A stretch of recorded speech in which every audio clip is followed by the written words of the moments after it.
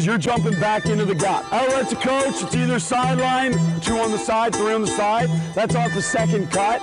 Leads the country in offensive rebounding. Hey coach, welcome to the Basketball Podcast. I'm your host, Chris Oliver. Let's share the game. Before we start the podcast, I wanted to share a brief message from a recent member of Basketball Immersion. They wrote, I want to express my thanks to you for opening my eyes to a different way of teaching the game that I love so dearly. I joined in part to support the podcast work you do, as I know you put in countless hours. But I could have never imagined the depth of the website, the passion of your membership community to collaborate, and the impact it has made on how I coach. It's been an incredible experience for me, and I thank you. It was an incredible email to receive. And as your season starts, I would love for you too to join our Basketball Immersion community, not just in support of this podcast, but also in support of your coaching. Go to basketballimmersion.com to sign up. Coach's real treat today, Jota Cuspinera is with us from Fuenlabrada, currently the head coach there.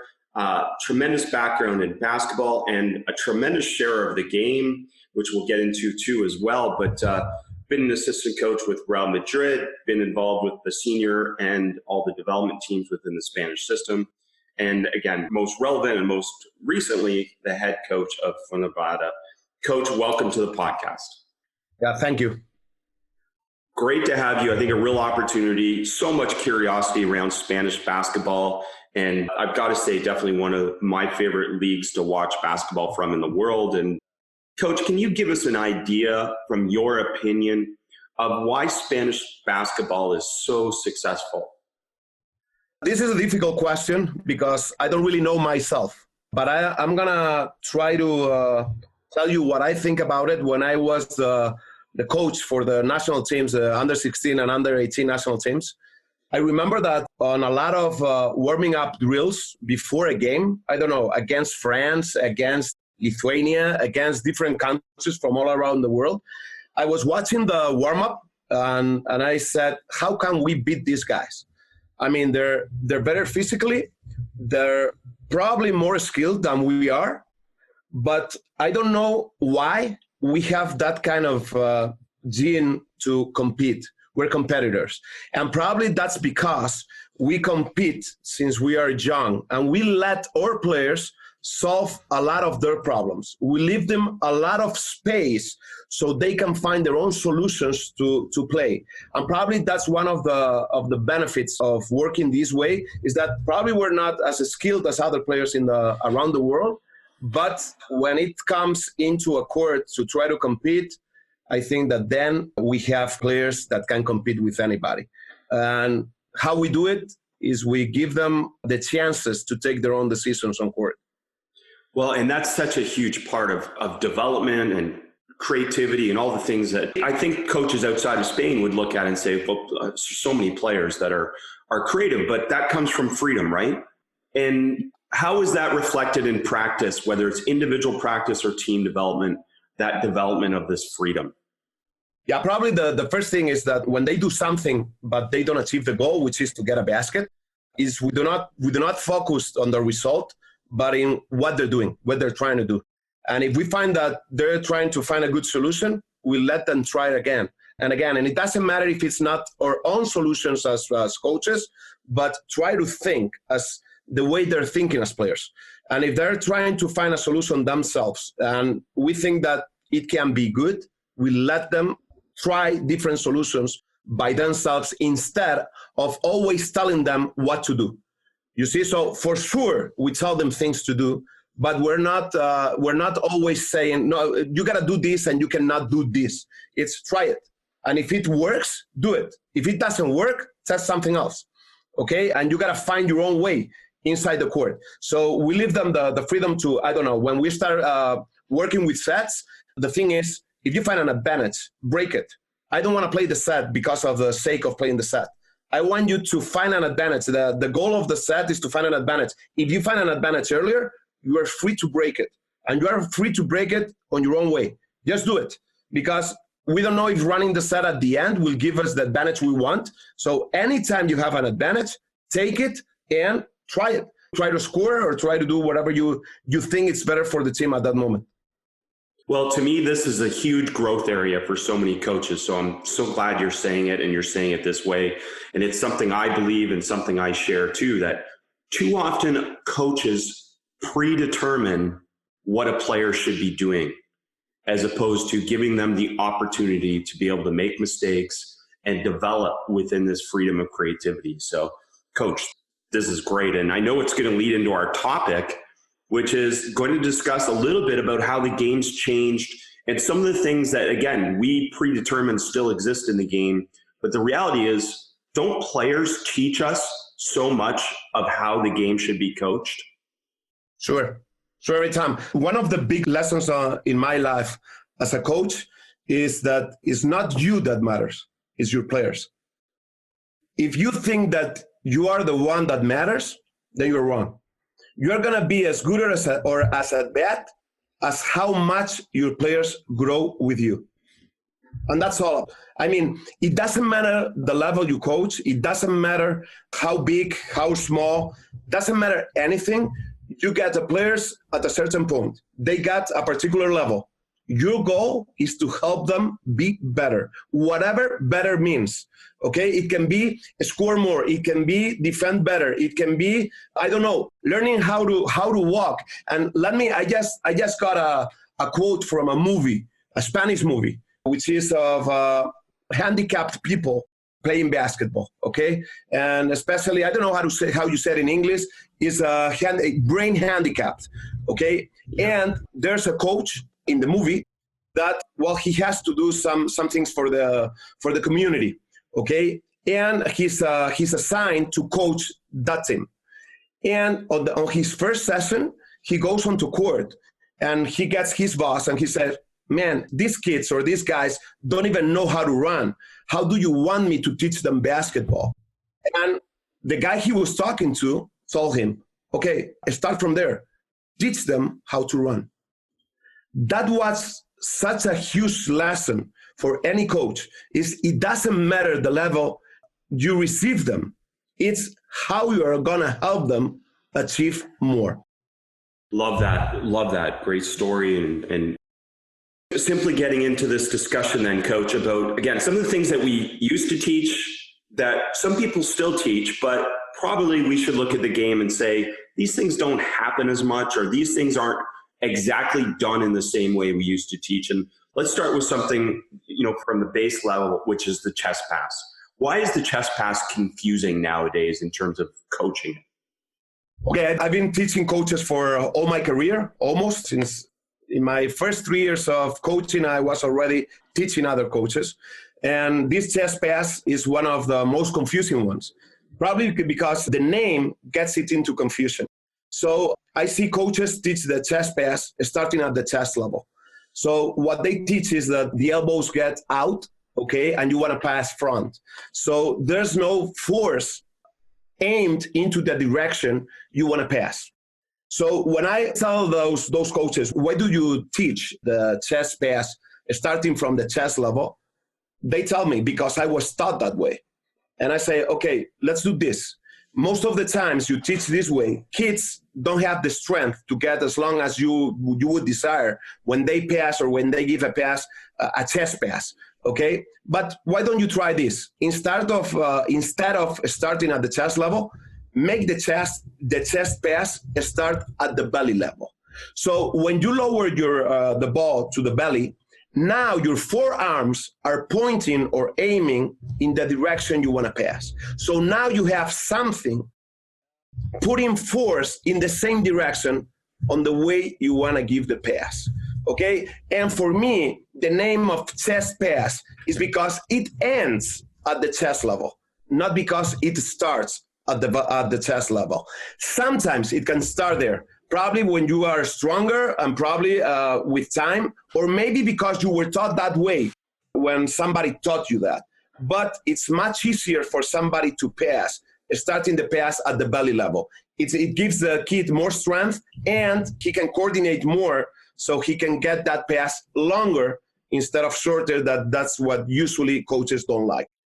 And the other part of that is that the chest pass is not thrown mostly from the middle of the body at all anymore. Like defense is too good and the game's too dynamic, and these chest passes are thrown outside the body and not within the body. So I love that location, and then the direction or the angle is different as well. Yeah, absolutely. You're absolutely right. I mean, nowadays, a good defense, and I used to say that I teach players to play against good defense. Okay, so a good defense won't let you hold the ball in front of yourself. It would make you hide the ball one of your sides of the body. So you will have to pass from your right side or from your left side. So usually when you give a pass from one side, it starts at the belly level. You don't bring it. And for me, it's a mistake to bring it at the chest level when you're passing with one hand, okay? Because once you start passing, once you start the action of passing, you cannot control the direction, okay? So it's kind of, I usually say there, when you're passing from one side, it's like playing tennis, okay? It's when you are hitting a drive, okay? It's not chest level going front. It's like in tennis when you're hitting a drive. Okay, it's kind of side to side. So you can release the ball at any time from where your action starts to where your action ends. And that's the way you control the direction of the ball when you're passing with one hand. Great breakdown. And, definitely with your coaching background and your coaching the coach's background, you can tell that you've deeply thought about these things. And another one comes to mind, which is the layup. Is that traditionally kids, especially in North America, they seem to be programmed at a very young age to shoot layups on top of their head. But the reality is you made the point already, playing against good defense, right? None of this matters against no defense, and none of this matters against bad defense to a certain extent. But against good defense, very rarely are you shooting it from the top of your head, and are you shooting it completely balanced off of, say, inside foot? So what are some of the things that you think about in terms of a layup?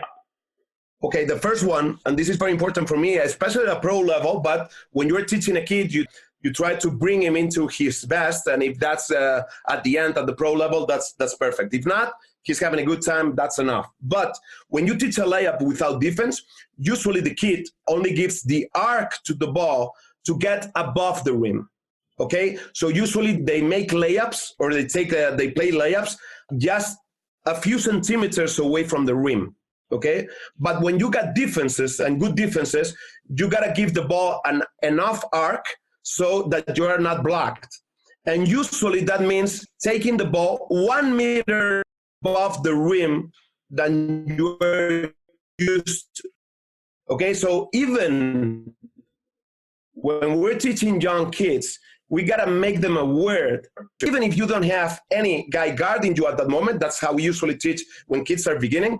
Try to give enough arc to the ball so the ball goes, let's say, far enough in the air above the rim, okay, to hit the goal of scoring. Instead of just releasing it at the rim level, which usually, if you're able to do that, just go for a dunk when you are athletic enough, okay? If not, just try to release it high enough to avoid easy blocks.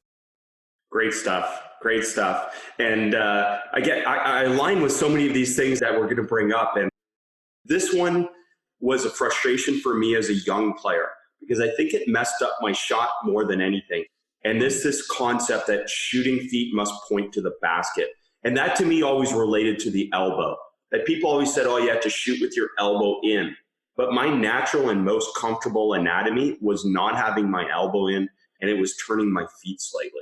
Can you talk about shooting relative to some of the things that you've rethought about? Okay. Yeah. Okay. This is two different things for me. Absolutely. Okay. The first one is that for sure we teach new players how to get squared, how the elbow has to be in, how everything has to be, in a perfect 90-degree angle. Okay. But let's say that that's the perfect option. But everybody is different. Okay. So to adjust that perfection to a kid's reality. Okay, so if a kid, because the way he's built, needs to take the elbow a little bit out, just let him do it.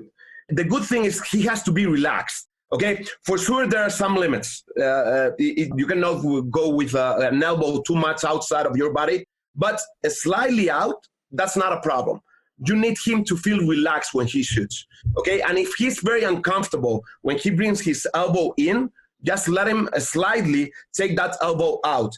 So usually when they're the first option, when they're not comfortable bringing the elbow in, one of the things I was taught is, okay, you slightly turn your feet instead of both pointing to the rim, just turn them slightly like a 30-degree. So now your shoulders will be a little bit more relaxed and now your elbow can come in, okay? But the thing is that because of the way I was taught this, I was taught that every time your feet should be aiming or pointing to the basket when you take a shot. And I was watching different players, especially in the low post. When they, if you're right-handed, when you play a fadeaway from the low post, I watch a lot of players that I said when they shoot, they do not have their feet pointing to the basket. And I thought to myself, what's the goal of having your feet pointing to the basket? The goal of having your feet pointing to the basket is that your elbow should be pointing to the basket. So if you're right-handed and you're on the right part of the court and you go, I don't know, with a stopped left foot, right foot to aim to the basket, the only way your elbow can point to the basket is that both feet are almost pointing to the basket. But if you're on the other side, you are right-handed, you are on the left side of the court, your feet can be pointing to the corner, that you can also point your elbow to the basket. And if your elbow is pointing to the basket, you can take a shot. You don't need your feet completely pointing to the basket. So especially this makes sense, okay, in the low post. And this is a problem I find with Spanish coaches when they teach young kids. They tell them to turn all the way on the low post so their feet point to the basket. And that way, when they're on the left side of offense and they're right-handed, they offer the ball to defense. So in order to protect playing a fadeaway, you can play the fadeaway, pointing your feet towards baseline. Doesn't matter if they're pointing to the basket, that you can even take that shot as long as your shooting elbow is clearly pointing to the basket. Okay, so this is something I changed in the way I taught or in the way I teach, because I was taught one way, but now thinking about basketball or the basketball I see things are performed in other ways. So I gotta adjust, or I usually learn from the good players. And this is something I teach my young coaches to do. If you hesitate whether to teach one thing or not, watch good players. Do they do it? If they do it, go ahead, teach it. If nobody does it, or only one player in the whole world does it, then take care, be careful. Because maybe that's not the best way of teaching something, okay? Absolutely, no. And so many things come to mind for me, but the one being, the closer you get to the basket, the less you need to have your feet squared. Like, it's absolutely a true part of that. And your post example is wonderful to be able to bring that home. So really good stuff. And do you get into much discussion about footwork? Like, what's the ideal footwork? Is there a perfect footwork? I suspect no, from my opinion, but what do you think? Well, footwork is very important. Is there a perfect thing? It's like shooting, a perfect picture of how they should be. But now you got to adapt to the players you have, how their body built, okay? And not everybody has the same skills, okay? So you got to get used to it. I mean, it's not the same watching, I don't know, Akeem Olajuwon playing in the low post, okay, than watching Kevin McHale. Were they both very good? For sure. They're very good, but they're different. They move their feet inside very differently. So the thing is that what you do, it helps you achieve your goal. And if it helps you achieve your goal, that's good enough. Okay? Does it have to be perfect in terms of if you don't do it like Akeem Olajuwon, you are not doing it right? No. You can be more like another player. And if that helps you achieve your goal, which is, I don't know, keep a stance position. So when you're shooting your hook, you're in a good situation to score, that's good enough for you. So go with it, okay? And there are different circumstances that will make you teach one kid one way and another kid in another way. And for me, and this is very important, we teach basketball is a team sport, okay? It's a group sport. But in the way I think basketball right now, playing as a team is very important, but you gotta differentiate every player in the team. So you gotta teach them as a team, but at the same time, you gotta teach them individually with everybody having its own circumstances, and you got to adapt to all your 12 players. You do not correct the same thing to all your 12 players. And maybe you are correcting opposite things to one and to other. The thing is that the advice you give every player helps them become a better player. Love it. And couldn't agree more. Couldn't agree more. Absolutely a great way of saying it. So, Coach, what are some things defensively that maybe we don't think about in the same way anymore? And some things that you were taught that maybe you go, that isn't exactly true. Well, I usually relate a lot the quotes or the sentences, how we use the language, okay? How language impacts the way we teach, okay? And at least here in Spain, there's a quote that says that you play defense with your legs. And I don't believe that anymore, okay? And I don't believe that anymore watching American basketball, okay? Why? Why I say this, and I gotta tell you so you can understand. Please. Legs bring you where your body and your arms can play defense. They translate you from one point to other. The part of your body that plays defense is your chest and your arms. You cannot play defense with your legs. Your legs only transport you, and it's a very important part, but you don't play defense with your legs.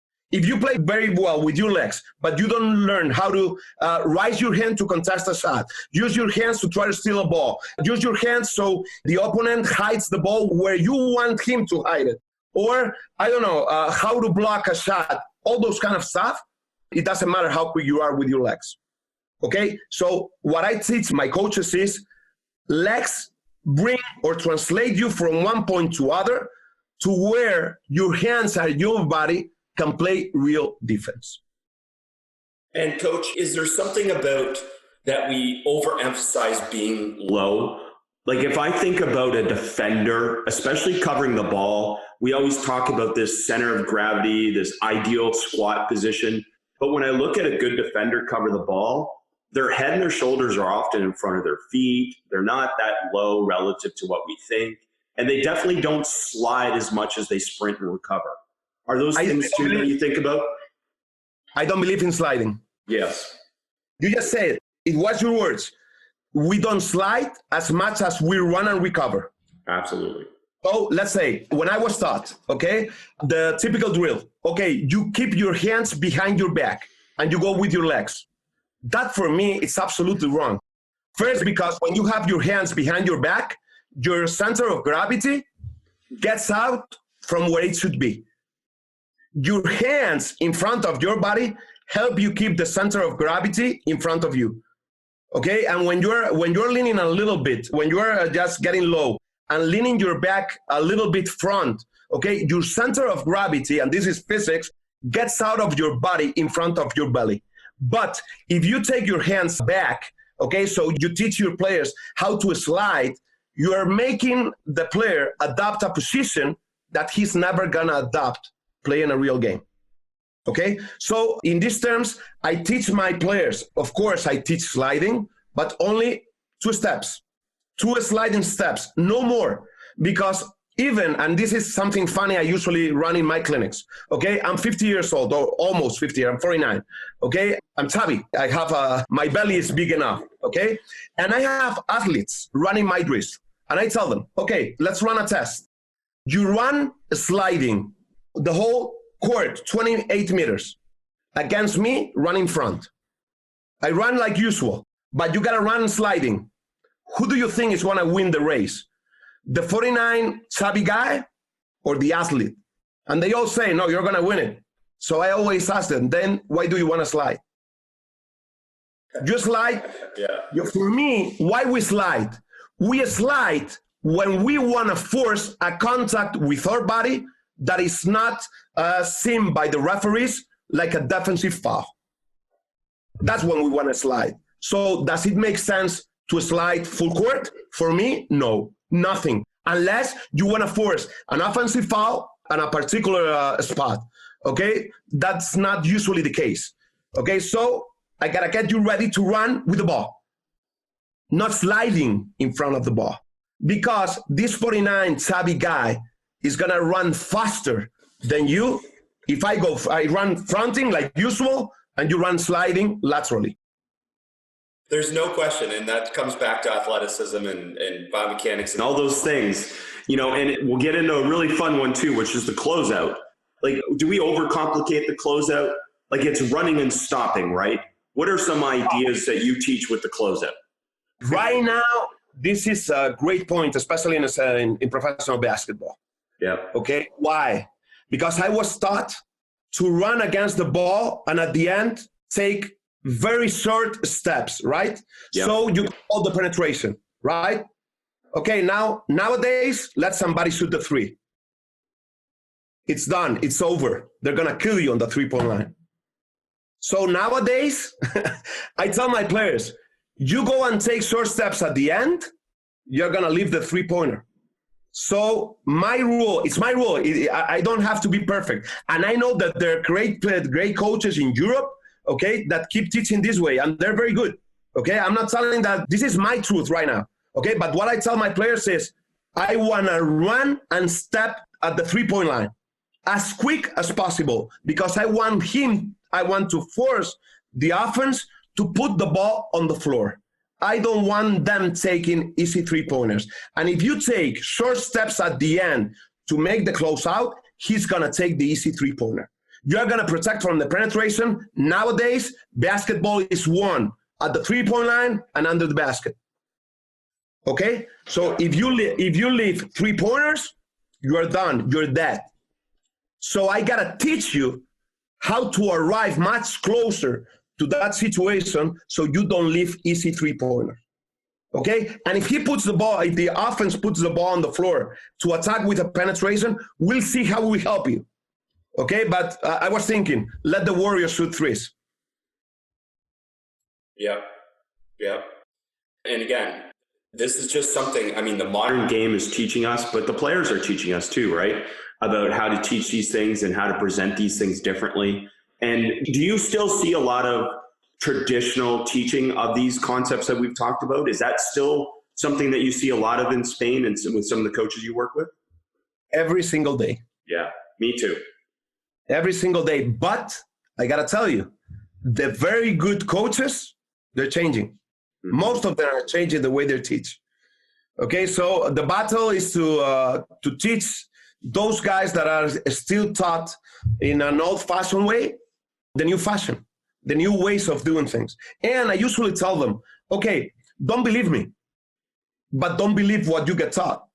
Just put everything you receive through your own filter and make your own decisions as a coach. Okay, instead of listening only to one voice, listen to different voices and you make your decision what you want to teach. Okay, and again, if you see a lot of very good coaches doing one thing, that's for sure because there's a good reason to do it. And we always learn copying. So don't be afraid to copy, but copy from the good ones, not from the bad ones. Well, I mentioned to you just off air that I had a chance to watch your practice and I had a chance to watch Real Madrid with Pablo Lasso. And when I left those practices, when I was on my trip around the world, those are two practices that left an impression on me and confirmed for me that what I was doing was right, which is there was a lot of 5-on-5 within the practice. It wasn't all high intensity 5-on-5. And that's where I say slow learning 5-on-5 is better than fast learning 5-on-0. And I saw that in your practice and then Pablo's practice. Is that a philosophy as well that comes through, whether it's from Real Madrid or from you, or where does that come from? And is that something that you see a lot of? Okay, I don't know where it comes from. I was with Pablo Lasso 3 years in Real Madrid. I also was with Ettore Messina 2 years in Real Madrid and before with other very good coaches. Of course, I teach some things in 5-on-0, okay? But basketball is played 5-on-5. So there has to be a point where you got to play against defense. If everything you run is 5-against-0, your players won't know how to react against different situations on defense. Not everybody plays the same way of playing defense, so you got to get used to any way of getting defended, okay? And the way of doing that is playing I don't know, okay, you're talking about 5-on-5, it can be played on 4-on-4 or 3-on-3, but a lot of time with opposition. That's reading. You were talking to me before, you were asking, what's the difference? Why Spanish basketball can compete with anybody? And I was telling you, well, we're good competitors, okay? Probably that's because we run a lot of situations where we don't run so much things against zero, but things against defense. It can be a controlled defense, or it can be a real defense, but it's always against something that can make decisions and that moves. So you gotta make your own reactions, okay? And that's important for me. And right now, I'll tell you something, something funny. At the age of 48, I started playing guitar. I'm learning to play guitar. My teacher in guitar, he says, and this is something that I can apply to basketball. When you're changing chords, if you're not quick enough, slow the tempo down so your fingers can make it on time. Great example of slow learning. But you're still playing guitar. Yeah, not too good. Not very good, not very well, but yeah, I'm playing guitar. Yeah, for sure. I'm improving every day. Yeah, but that was a great advice. It was, I know, okay, this song is played at this tempo. Okay, you want to learn it? Your fingers don't get in time on the chords? Okay, don't worry. Slow the tempo. It's going to sound a little bit slower, but you are going to be able to recognize the music. Okay, and try it any song. Try to sing it slower than you usually do. It's still music. It's still something that you recognize. And as soon as you get used to it and your fingers get used to that tempo, increase the tempo. And do it faster. And next time faster until you're able to run it or to play it at the right tempo. No, I mean, and you're describing the learning process in my mind. And a lot of this, the science, the evidence to this comes back to that it's the perceptual demands that we lack when we do it on air. And when you're doing it in this offense versus defense situation, you're going to more likely transfer because your players are seeing the perceptual demands both on offense and defense. And that's the relevance of what you're saying. So small-sided games, coach, that's a big part of teaching these 3-on-3, these 4-on-4, and different things throughout the Spanish system as well? Absolutely. Absolutely. As I told you, everything with opposition, and it can be a control opposition. Let me explain this. Of course, if you make a player that doesn't have enough individual skills to be a defender, a real defender, okay, you can limit the defense. I mean, you can limit the way he can move. Let's say this: instead of playing against a cone, you can play against a defender that has to move his feet both together at the same time. So that's more difficult for the defender, so it's easier for offense, but offense has to react to the reaction of the defender that can still move. It's not a cone. A cone doesn't move. A cone is a space. It's an empty space. We don't play against empty spaces. We gotta create empty spaces when we're playing. Absolutely. Absolutely. And using guidance or different things like that in terms of guided defense and these progressions of learning like that are important too. But Coach, you're saying there's not much done on air, done without defense. How do you approach then skill development? And I know you do some stuff where you do some work with coaches, and I've seen you work with young kids in some of the clinics that I've seen online as well. If you were to go back and teach a young player something new, how would you start that teaching? Look, the way that our brain learns, it's copying, imitate. We imitate since we're babies, okay? And the ability that our brain has to imitate something is huge.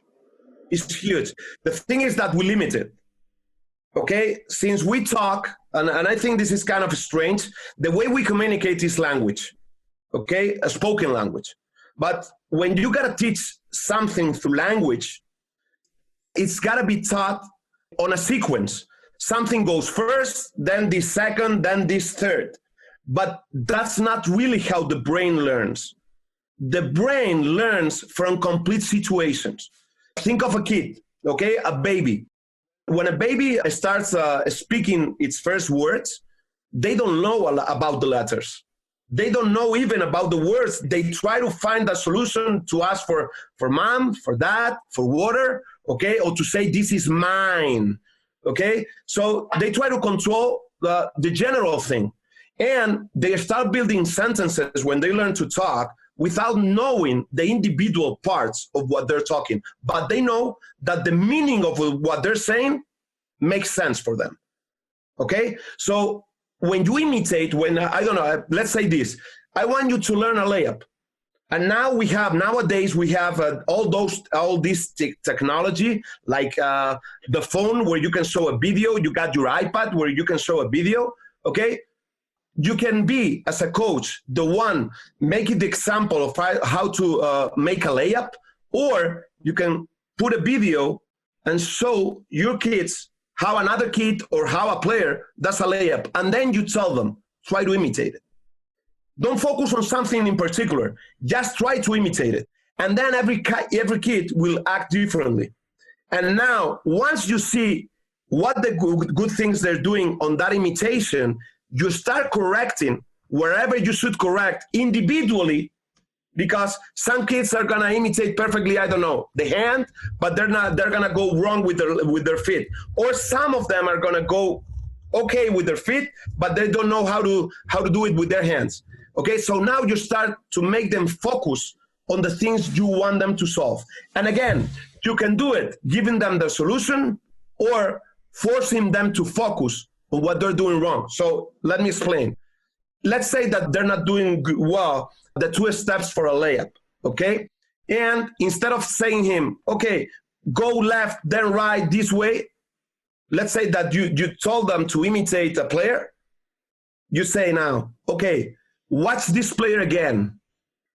Focus on his feet and try to imitate his feet, okay? And see how they react to that new imitation, okay? And you're gonna discover that a lot of times, if you give them enough time, they're gonna do much better than when you tell them exactly what to do when you're teaching. Well, that's my point of view.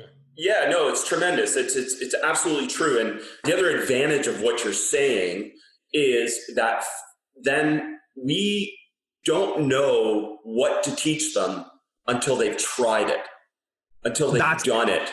And that's so important. And too often we waste so much time and so much progression with these unnecessary progressions when we can just go, okay, go do it, try it, and then we'll figure out what we need to teach you.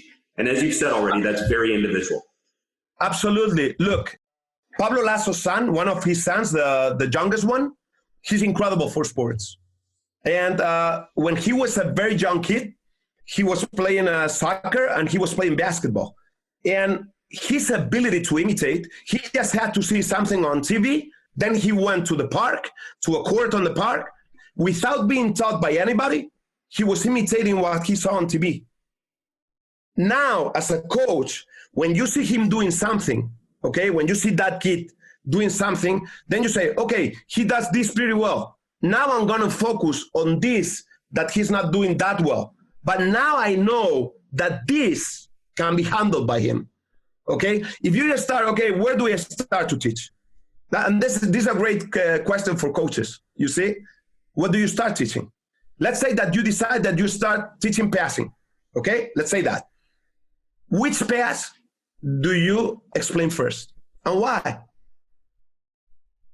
And there's no right answer.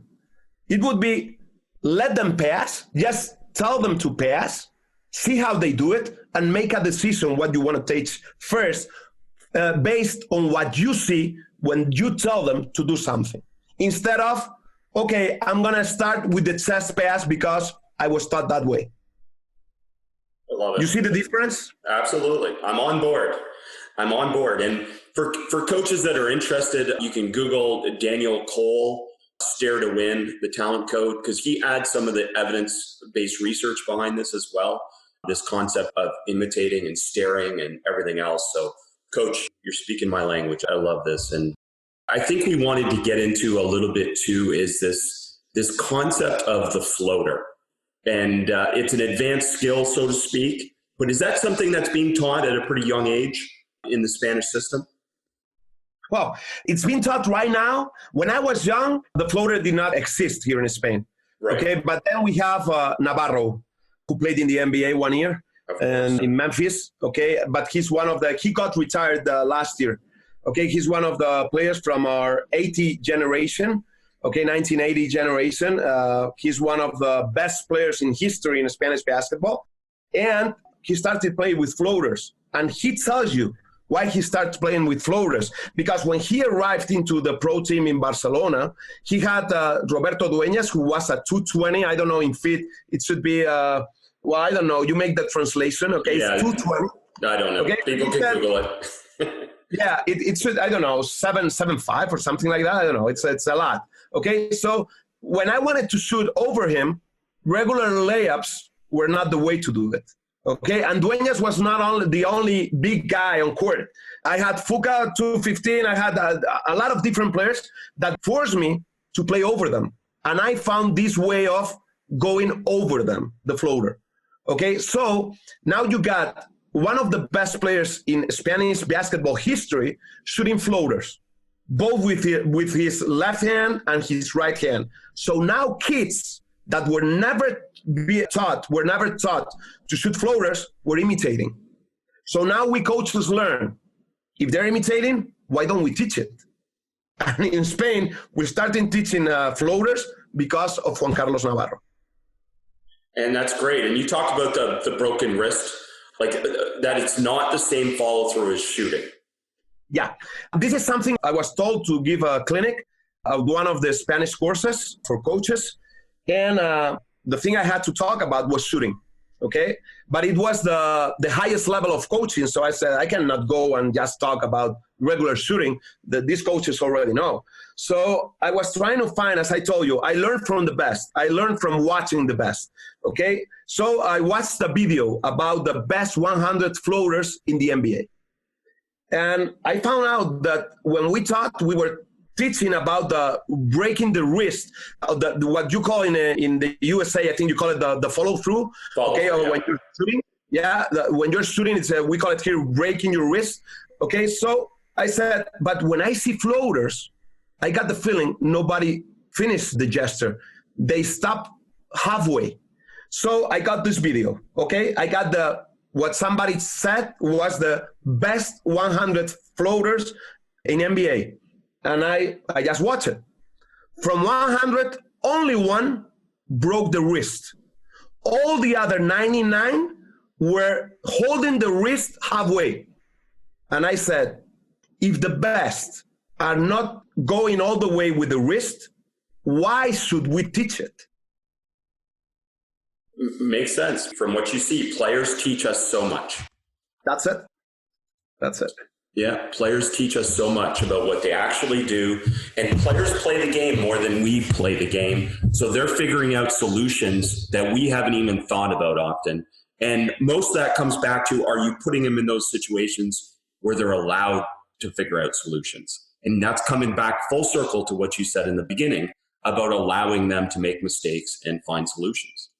Okay, let me talk for young coaches about this. Okay, at least here in Spain, when I was young, we played basketball at school on break times. Here in Spain, you got, 2 or 3 hours of class, then you got a break. It could be 1 hour or half an hour where we went out to the basketball courts and we played basketball, or other kids played football or soccer or whatever. Okay, then we get back to the class. And again, after 2 or 3 hours of classes, we got another break. Okay, so we played basketball on those breaks.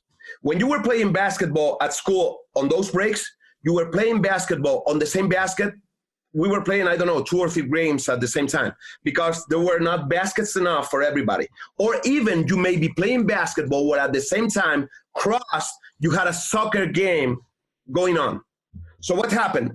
You were always reacting to what was surrounding you. It can be a soccer ball coming into your face. It can be somebody else playing another game but was in your same court, okay? And when we went into practice, it didn't matter if we played a lot of individual things, 1 against 0, because our perception of what was going on was taught at the break times at school when we played by ourselves our games. Nowadays, kids do not play any longer at the breaks at school. Okay, they just stare at the technology. That's okay. I'm not saying that's wrong or that's right. But now, when they get into court, you're the coach. You gotta accept that they're not improving the way they can hold everything. Okay, because they're not set into those stimuli. Okay, that we were when we were playing on the playground. Okay, so you gotta teach differently. You cannot teach everything 1-on-0 because they're not playing on the playground any longer.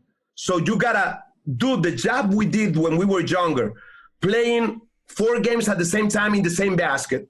Okay, now you gotta reproduce things where they can control what's going on around them and not only play things against 0. So now I relate this to what we were talking before during the podcast, okay? And we were saying that, okay, you can play against 0. You're going to be very skilled. You're going to be very skilled against nobody. No, it's great. And it's not a generational weakness. It's a reality, right? So we have to adapt. We have to adapt as coaches to be able to, again, put our players in the best situation to be able to develop and to help our teams win in terms of those things. Coach, is there something else that comes to mind as one of these things that we used to teach or we used to think differently about, but now it's not? Yeah, when you, first, that not every coach coaches to bring players to the pro level. Only 1 out of 100,000 makes it to the pro level. So most of us are working for kids to have fun, to improve their basketball, to become better, but just to become better. Okay, we're not working to create professionals. When a player becomes a professional, that's great, but it's not because everybody's working to bring up professionals. You understand what I mean? Yeah, no, absolutely. But now, let's say that you're in a place, here in Spain, we work in clubs, okay? And every professional club has his under 18, under 16, under 14 teams. It's mandatory to have them, okay? So when we work for these kids, this is very important. What I think that brings them to the pro level is their offense skills. I haven't seen anybody, unless it's something physical, like he's 220 or he's a very, very, very, very, very good athlete, okay? The ones that make it to the pro level are the ones that are able to score easily, okay? But, and this is the point, once they make it to the pro level, once they reach into the professional coach hands, unless they are able to play good defense, they don't have a single minute on court. So what's the message? Work for those kids to be better in offense, but you got to take care of their defense. If not, you're not helping them. And really, when you're saying defense in that context, you're talking about the value of defense and connecting it to, again, the big picture. But we should be developing offense, right? At the youth level, skill equals confidence. We need to spend more time on offensive skill. And at the youth level, less time on defense and defensive technique and defensive drills, because defense at the end of the day is about habits and effort and value. And we can develop that while we're building offense, can't we? The thing is, for me, why does a kid come to play basketball? When he first arrives to a basketball court and he says, okay, I'm going to get into the basketball team, because he wants to score. Absolutely. It's not because they want to get in a stance and play defense. It's not because they want to rebound. They want to shoot.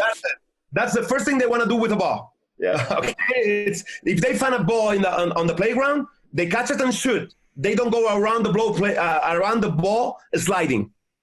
Okay, that's absolutely true. Okay, now, when you have something, one player against the other, 2 against 2, 3 against 3, 4 against 3, doesn't matter. It can be with advantage. Okay, you're always playing 2 things. You're playing offense or you're playing defense. You always play both sides of the court. And the only way of improving your teammate on offense, that's our goal, is that you become a better defender. So you put him in more trouble than you would be able to put him if you don't perform your defense.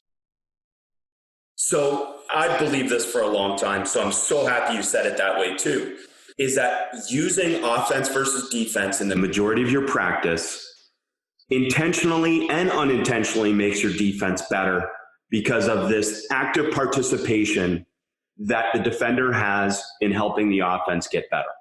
I love that. It's such an important part of this, and that's something that I try and sell. The other part that I try and convince coaches of is that in playing the game in practice, offense versus defense, it also makes you a better coach because you're used to now identifying situations that would come up in a game. Is that something that you thought about and think about and share? Yeah, I absolutely agree with what you said. When coaches, young coaches tell me, so what do I have to teach, offense or defense? Both. Yeah. You got to grow them at the same time. Because if you don't grow them at the same time, offense, let's say that you don't pay attention to defense, okay? And I will go with another thing about related to defense. If you don't pay attention to defense, maybe with two good skills from offensive part are enough to beat you and score, okay? So if you don't force that player to use different skills because you improve your defense, you are not helping him to grow. Because let's say that every time I take, I don't know, a crossover left to right, I beat you, okay? I won't do anything else. If that's enough for me, I will always do the same. So what I need to perform a better offense, that you're able to stop my crossover left to right. If you're able to stop my signature move, I gotta learn something else. Maybe while I'm playing my crossover, now I get a change behind my back. You're forcing me to be better. But if every time that I do the same thing, you cannot stop me, I will keep doing the same thing every single day. And then I will think I'm very good until I find somebody out of the team when we're playing against another team that can stop that, and I won't know what to do with the ball. You understand what I mean? Yeah, no, because it's exactly what you said at the beginning, that this is them solving problems. And when the defense solves a problem, the offense has to find a different or novel solution. And that's what the learning process is. That's it. Yeah. Coach, this is tremendous stuff. And we couldn't be more aligned in so many of these ideas. And because if not, I'm going to forget. I'm an old guy right now. Okay. And look, and I think you said something about it, if I understood right. We usually say that defense is easier than offense because offense is a skill-related ability, okay? And defense is more about heart. I don't agree. I do not agree. Yeah. Okay? Yeah. Heart has to be on both parts of the court. Okay? Sometimes there's a quote or sentence here in Spain that says that defense is 10% skill, 90% heart. Okay? And I say, okay, go on offense with a 90% skill and only 10% of heart. And let's see what you got. To clarify, I did not say it was about heart. No, I definitely agree with what you're saying. And that, again, it's an oversimplification. That's what we tend to do sometimes with these lists and these different things we post on social media of it's this, this, and this, and then you're a good player. And I say to all young players, the way that you've said it, which is get as skilled as you can on offense. And then the other parts, if you're in the right system or you're playing basketball, those other parts are going to evolve. And I love this idea. So, Coach, within your program and within some of these, the development programs leading up to the senior team, is this something, if a coach would come over and watch development within Spain, would they be seeing this at all levels? Well, there are coaches that do and coaches that don't. Okay, I like the ones that learn. And the ones that come over and watch your practices, and especially not only the ones that come and watch, but they ask at the end, Coach, why did you do this? I see what you're doing. The big thing is, why are you doing this?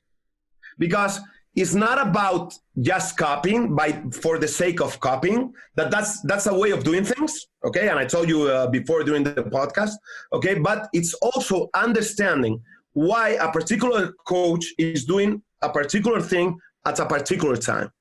And once you know or you understand the whys, now you can think of maybe I can translate part of what I saw into my team because I understand the whys they're doing it.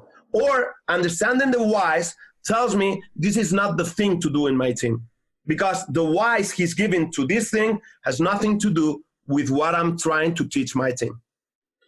Okay? And I suspected that was the answer or something in that way.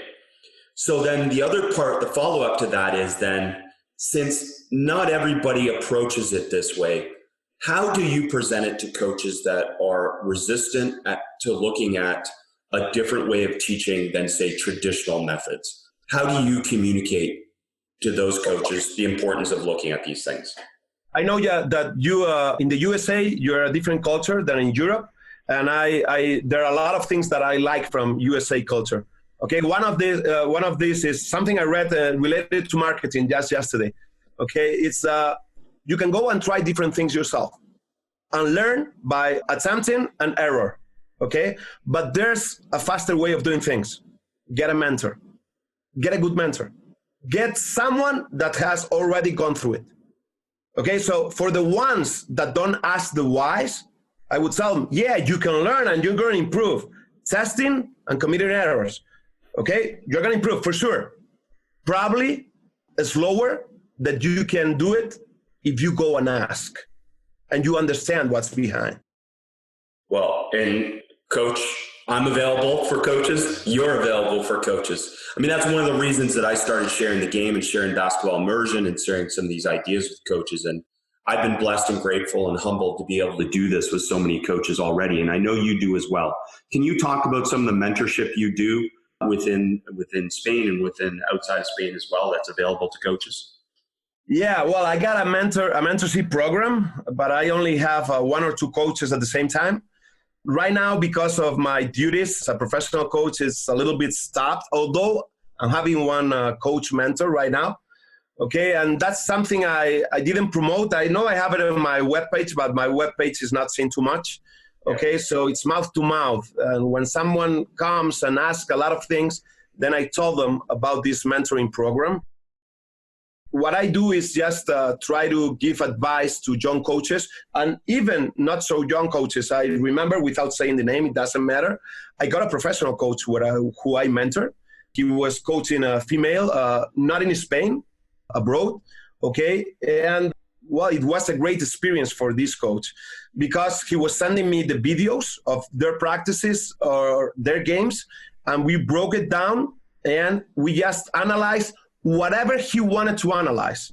And this is important. It's not what I want to teach, it's what do you need from me? Okay, so if I'm able to help you in what you need help, I'll tell you my advice about the things you want to learn. If I'm not able to help you, I will tell you directly. Okay, let's say I'm not a physical trainer. If you're going to ask me about physical training, I will say you get a physical trainer. I'm not a physical trainer. But if you're going to ask me about tactical things, about spacing, about, fundamental skills and all that kind of stuff, then I can help you. How? You send me your videos and I will see them with you. It's not that I break it down and then I send them to you. No, we will watch it at the same time. Technology lets us right now share a video at any time. You in New York and me in Madrid, we can be watching a video at the same time, okay, and talking about what we see.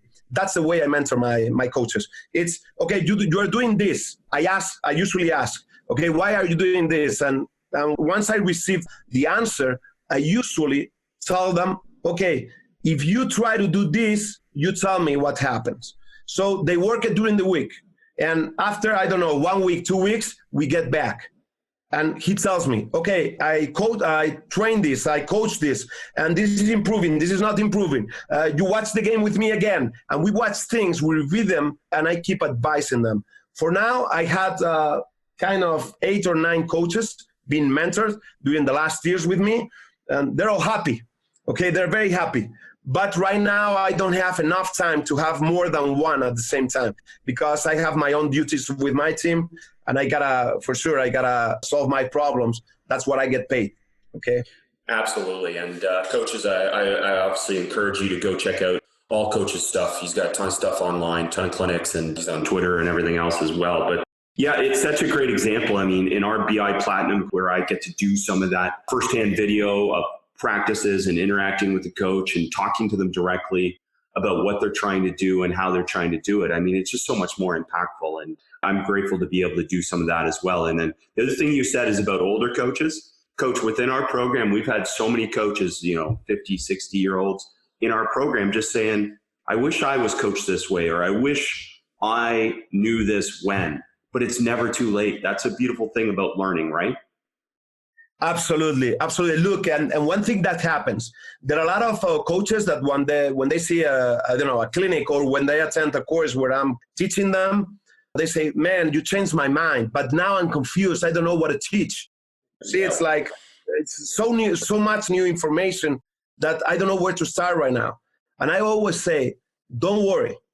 Do your best with the knowledge you have right now, and always pretending to improve your players.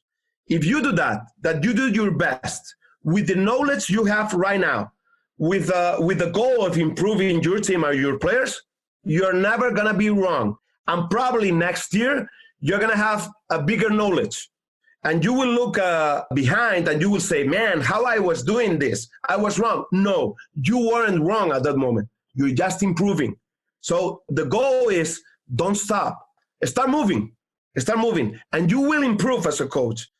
Don't try to compare yourself, if you're a young coach, with coaches that have been coaching for 30, 40 years. You're not going to be like them.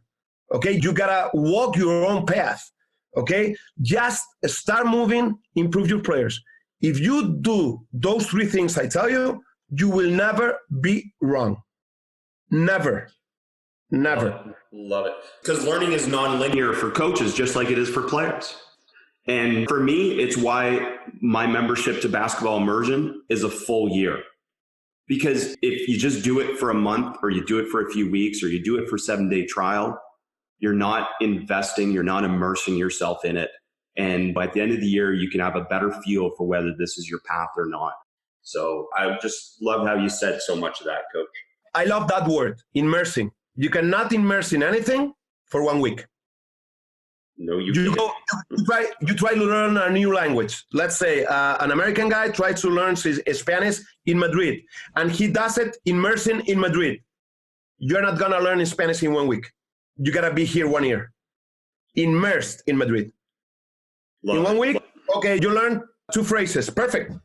In 1 month, okay, I don't know. You will know how to ask for a coffee at a restaurant, okay? But if you really want to learn Spanish, or if I want to learn English, okay, I got to go to the States, to New York, or to whatever city, okay, and stay there for a whole year. And if it's 2 years, the better. The more English I'm going to learn. The more I immerse in something, the better I become at it. Well said, Coach. Well said. And I encourage so many coaches to immerse themselves in the ACB league, and to watch not just your team, but the whole league. It's just tremendous basketball, and tremendous way to be able to challenge your thinking if you're not used to watching that style of basketball as well. So, Coach, we wish you a tremendous year, and we really appreciate you taking the time. And I know there'll be a lot of coaches reaching out to you, but we'll also reach out to you because we'll be excited to have you back on the podcast someday. Thank you very much. It's been a real pleasure. To find out more about Coach and all we spoke about today, please take a look at the show notes for today's episode. I love to share the game and have basketball coaching conversations, so connect with me on social media. You can find all my social media information and all your membership, clinic, and consulting needs at basketballimmersion.com. That concludes today's episode. I know there are so many podcasts out there. Thank you for taking the time to listen to the Basketball Podcast with me, your host, Chris Oliver. Please subscribe and share the podcast with your friends and colleagues so that we can keep bringing you the best of what's out there and share the game.